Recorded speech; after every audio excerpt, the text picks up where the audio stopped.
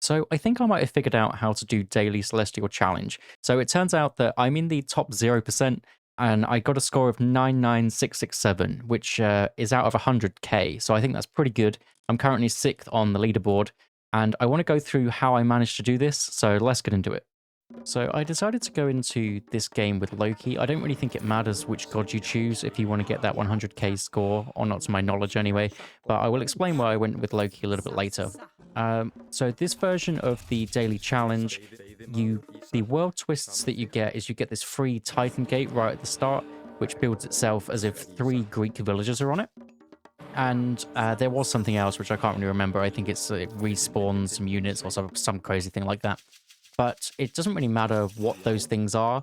And the game mode is lightning. So rather than a standard game or a deathmatch, this one is lightning. So basically what it means is villagers come out faster, everything comes out faster, villagers gather faster, and it just speeds the game up a bit, which is good for this. And one of the first things that I want to mention is I believe you need to get as many villagers out in the arcade cage as possible.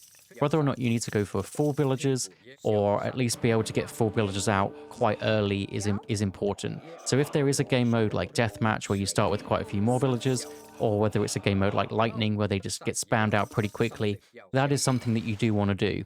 Now, when I originally was kind of testing this theory of what score do I think works, or how do I think I can get top score, I thought it was going to be all down to military value.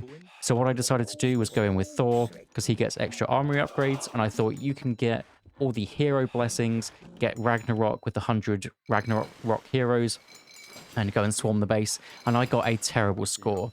And I believe that was because I didn't have enough eco units to actually get that score to 100k. At least that's what I thought at the time. I'm still not 100% on that, but that one was quite a shock to me. So what I believe you need is you need a strong economy, whether that's a lot of resources in the bank, whether that's actually numbers of having 100 villages, but I think that is key. So that's what I want to do as soon as possible. The other thing is, and this actually came from a comment on one of my YouTube videos from the Daily Celestial Challenge before, which is when I first tried it, is somebody said that they got 95k score by playing quite casually and collecting all the relics in the arcade cage. Now, they also said a little tidbit of information that I didn't know, which is the enemies don't advance to the classical age until you do. So you can see that I could have advanced to the classical age ages ago, but I don't want to do that because if I do that, the enemy players are going to take the relics, which is what I want to go after, and they're also going to take their town centers and start building units. Whereas if you leave them in the arcade cage, they basically don't do anything. They just gather resources, they build their one temple, and they're essentially just waiting for you to get up to the next stage, which I had no idea about. I don't really play against the standard AI, so I didn't know that, so that was quite interesting. But we can take full advantage of this by being Norse and building loads of temples and getting heroes out ready to attack or ready to build. Now, in this, I wanted them ready to build. So what I did is I wanted to scout around, which is exactly what I'm doing now. I'm kind of sending them off in groups of 2, and just so I can get a decent amount of scouting done. But I also need to be aware that if they run to the town center, it could be a bit of a problem, because the town center is the only thing that can really deal damage to me. If their berserks come at me, it's not a problem. They're in the arcade cage. We can just take them down because we have the hero blessings. Now, I haven't finished Arena of the Gods, so I don't really have the best blessings, so I don't really think it matters what blessings you choose. I picked ones which give your myth units more HP and makes your myth units cheaper in the favor-wise, I think was my 2, but I only have the white version, so the very basic versions of that. But that will come in handy later, and I believe it affects the Titan. He is a myth unit after all, so I just assume that it affects the Titan as well. So if you're going to get a Titan, probably get that myth unit HP upgrade. And currently, I dropped Spy down too. I don't really think that matters, but I just thought, oh, we're going to drop a Spy down. We know they're going to sit in their base, but we're going to drop it down anyway. Now, getting the relics, if you're against 2 enemies like I am now, then the best thing to do to see how many relics you actually have is there should be 6. If you're against 2 enemies, there should be 6, unless it's some special map like Mount Olympus or something. That one might have more. But a normal map should have 6 relics, and what you can do is either you can hit Control Shift T, which is the standard hotkey to select all of your temples, and then that will actually show you how many relics you have. Or you can do that and also hit your hotkey for all your heroes, which is something really clunky by default, like Control Shift D or Control Alt D or something really random. But I've set mine to Alt Space, and so you can use a mixture of those to see how many relics you have. So if you can select your temples and select your units, you can see how many you have. Once you have the 6 in your hand, at least, then you can go up to the next stage. You can see that I'm actually getting those. We have got maximum villagers, which is perfect for us. We're also getting a Hersa on every town center. If this was standard, I would put a decent amount of Hersas on each town center so we can actually get those up as soon as possible. But because it's lightning, they shoot up super quick. So just one is kind of fine. Maybe the one that's closest to the more aggressive player, you might kind of struggle with. So a decent amount on the forward ones is probably your best bet. I don't actually know whether town centers count towards the score, but I've been doing it each time anyway because it just makes sense, doesn't it? You get more town centers, which means you get more units, which means you can get a better score, is my thinking of it. Unfortunately, speed has nothing to do with it, so you don't have to rush. You can go as slow as you want. You can stay in the archaic cage for 20 minutes. You can stay in the archaic cage for an hour if you really want to. It really doesn't matter. It's a shame for me because I used to really like speedrunning the old campaign, and I would have loved this to be some kind of game mode that's all about speed. But alas, it isn't. So we're just going to be going slow here.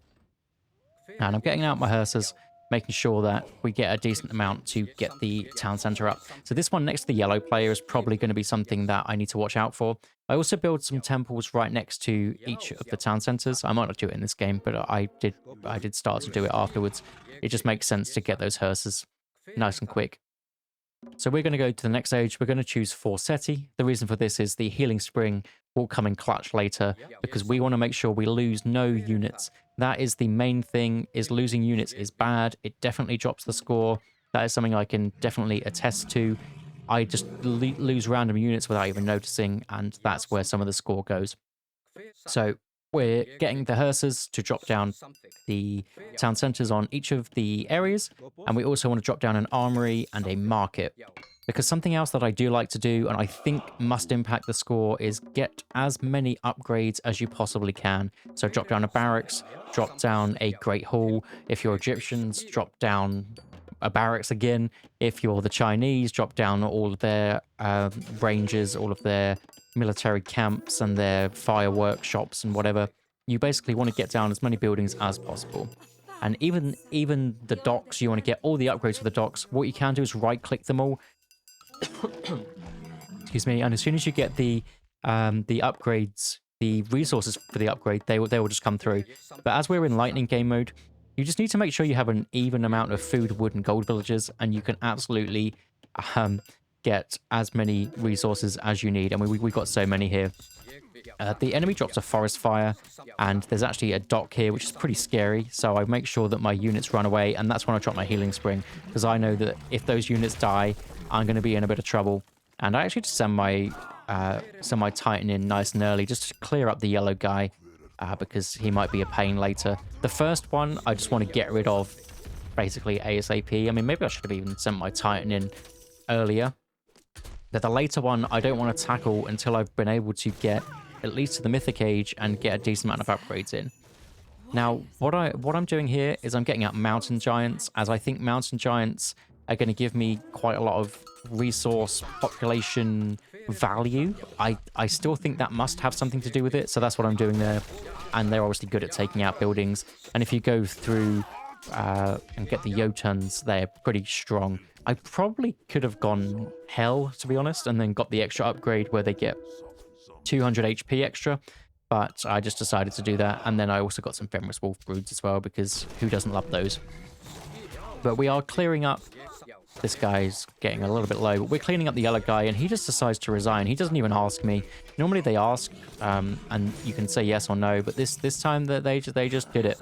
So that was a little bit strange. But what we do want to do, as soon as he resigns, which I haven't done it yet, is we want to take his town center. We don't We don't want him to just leave that there. That's valuable score that could be adding to our 100k the 100k potential. So we want to be doing that. Also zooming out here to make sure that I don't lose any units. But because that is the main thing here. So we've got another Hersa that's pretty low here. So I have enough for a second Healing Spring. Healing Spring is OP in this because we don't want to lose any units. So we absolutely will take that. For some reason I haven't taken the town center yet. I feel like I took that a little bit earlier, but maybe I just forgot about it. Again, I don't know if the town centers matter. It's more about not losing units, but if you can drop a town center, it might help. So why not? He actually decides to drop down a Titan Gate, which is interesting. He's not going to be able to build that up. And I'm just moving my low HP units to the Healing Spring there. If you get a Wonder down, which I did in a separate game, even though it didn't seem to help the score, you can spam those up very, very quickly. This is me just making sure I get every upgrade that I can possibly think of. And there we go. There is the town center coming through. So you can, yeah, so this is again, the Golem Burst, he drops down. Golem Burst is so strong. I'm trying to put down another Healing Spring, but it's 250 favor, not 150, so I need to wait for it. And as long as I don't lose any Mountain Giants, but they have so much HP, you can really see. And I will be able to drop down another Healing Spring soon if I really want to. Making sure I've got all the upgrades. I actually don't get the last farming upgrade by the look of it. And I say no, I don't want him to resign because I haven't got all my upgrades yet. And those will be crucial for getting extra score. And unfortunately, he leaves the game before I can get all those upgrades in. Now, I think if I got those in, that would be 100k. And I mean, that's how I think it works, is you want all the upgrades, you don't want to lose any units, and that's kind of it. And you can see here, I was in the top 0%, and I got to rank 6. So if you want to try this out, please let me know how it goes for you. The basic takeaways are stay in the arcade cage till you're full villages and get all the relics, get all the town centers, full line of sight, full units, and don't lose anything. And you should get above 90k. It doesn't always work out. I've tried this probably 20 times over, or maybe even 30 times over the last few days. And sometimes you just get 70k score, and I have no idea why. But give it a go, and I'll see you in the next one.